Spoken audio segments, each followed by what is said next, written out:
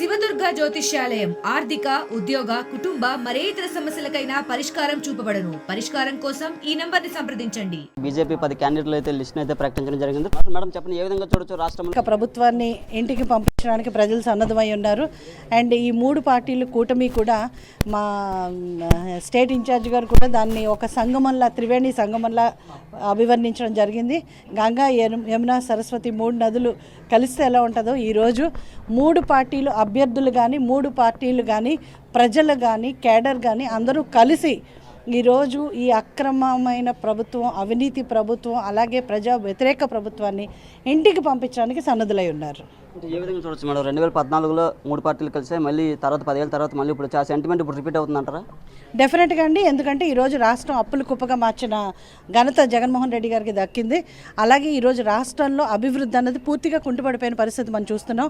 మళ్ళీ రాష్ట్రం అభివృద్ధి చెందాలన్నా, ఈ ప్రజలకి మంచి జరగాలన్నా, కేంద్ర ప్రభుత్వ పథకాలన్నీ కూడా రాష్ట్రంలో అందాలన్నా కేంద్రానికి రాష్ట్రానికి మధ్యన కంప్లీట్గా సమన్వయం అవసరమైన పరిస్థితి ఈరోజు ఉంది. కాబట్టి ఖచ్చితంగా 2014లో వచ్చిన సెంటిమెంట్ కన్నా ఇప్పుడు ఇంకా దానికి రెట్టింపు సెంటిమెంట్ తోటి ఒక్కొక్కసారి చిన్న చిన్న డిస్ప్యూట్స్ అయి విడిపోయిన వాళ్ళు మళ్ళీ తర్వాత కలిస్తే ఎంత స్ట్రాంగ్ బాండేజ్ ఉంటుందో ఈసారి కూడా అంతే స్ట్రాంగ్గా ముందుకెళ్తాం. రాష్ట్రాన్ని ముందుకి అభివృద్ధి పదంలో నడిపించడానికి అన్ని విధాలా కూడా 2-3 పార్టీలు కలిసి కృషి చేస్తాయి. అంటే బీజేపీ ఏపీకి అన్యాయం చేసిందండి ప్రజలు అనుకుంటున్నారు. అసలు ఏ విధంగా మీకు ఓట్లు పడతాయి అనుకుంటారు? బీజేపీ ఎప్పుడు కూడా అన్యాయం చేయలేదండి. ఎందుకంటే ఇప్పుడు వరకు మన రాష్ట్రంలో చూస్తున్న అభివృద్ధి కానీ, సంక్షేమ పథకాలు కానీ అంతా కూడా కేంద్రం అందించిందే. అలాగైతే అన్యాయం చేసింది ఎవరైనా ఉంటే రకరకాల mafia, sand mafia, land mafia, drug mafia, liquor mafia, ఇట్లా అన్ని రకాలైన మాఫియాలతోటి ప్రజల జీవితాలతో ఆట ఆడుకున్న జగన్మోహన్ రెడ్డి చూస్తే ఈరోజు బీజేపీ ఏదైతే సంక్షేమ కార్యక్రమాలు ఇస్తుందో ఆ కార్యక్రమాలు కూడా ప్రజలకు అందనివ్వకుండా, సర్పంచుల నిధులు కేంద్ర ప్రభుత్వం ఇస్తుంది కూడా అది అందనివ్వకుండా ఈరోజు ఏదైతే 2014 నుంచి 19 వరకు మొదలుపెట్టిన కార్యక్రమాలు ఉన్నాయి, అలాగే ట్రైబల్ యూనివర్సిటీ చూస్తున్నాం, మెడికల్ కాలేజ్ చూస్తున్నాం, త్వరితగతిని ఏది పూర్తి చేయకుండా పోలవరం ప్రాజెక్ట్ కూడా అప్పుడు 80% పూర్తయితే ఈరోజు మళ్ళీ రివర్స్ టెండరింగ్ అని వెనక్కి వెళ్ళిన పరిస్థితి చూసాము. ఆర్ఆర్ఆర్ ప్యాకేజ్ ప్రజలకు రాలేదు. ఇదంతా కూడా రాష్ట్ర ప్రభుత్వ వైఫల్యాలు తప్పితే కేంద్ర ప్రభుత్వం రాష్ట్రానికి ఎప్పుడు మంచి చేయాలనే చూస్తుంది, ఇప్పటికీ మంచి చేస్తుంది, ఎప్పటికీ మంచి చేస్తుంది. ఆంధ్రప్రదేశ్ అభివృద్ధి ఖచ్చితంగా బీజేపీతోటే ముడిపడి ఉంది. మీరు బ్యాంక్ నుండి రుణం తీసుకొని కొన్ని అప్పులు చేశారని చెప్పి ఆరోపణలు ఉన్నాయి. అందుకే మీరు బీజేపీలో చేరారని వామపక్ష పార్టీలు ఆరోపిస్తున్నారు. బ్యాంక్ నుంచి రుణం తీసుకుంది నా కంపెనీస్ అండి, నేను కాదు. ఒకటి, బ్యాంక్ నుంచి మేము తీసుకున్న రుణం 25 కోట్లు, కానీ మేము తిరిగి కట్టింది 65 కోట్లు. అంటే ఇంట్రెస్ట్ కూడా ఏది లేకుండా మొత్తం బ్యాంక్ నుంచి నో డ్యూస్ సర్టిఫికేట్, బ్యాంక్ అలాగే full and final satisfaction letter, full satisfaction letter ఈరోజు ఏ బ్యాంక్ ఇవ్వదు. అలాంటిది మేము 40 కోట్లు ఇంట్రెస్ట్ తోటి సహా కట్టడం జరిగింది. ఈరోజు నేను ఏ బ్యాంకుకి 5 పైసలు అప్పు కూడా లేను. అసలు అనకాపల్లిలోని, అరకులోని ఏ విధంగా గెలుస్తారు అనుకుంటున్నారు? ఖచ్చితంగా అండి ప్రజలే గెలిపిస్తారు. మేము గెలుస్తామని అనుకోవట్లేదు. ప్రజలు ఖచ్చితంగా బ్రహ్మరథం పడతారు. టీడీపీ, బీజేపీ, జనసేన అలయన్స్ని 100% ప్రజలే గెలిపించుకుంటారు. వైసీపీ నుండి ఎందుకు మేడం మీరు ఎంపీగా గెలిచారు, తర్వాత పార్టీ నుంచి ఎందుకు బయటకు వచ్చారు? అది చాలా నేను చెప్పడం జరిగిందండి. మళ్ళీ దాని గురించి రిపీట్ చేయడం నాకు ఇష్టం లేదు.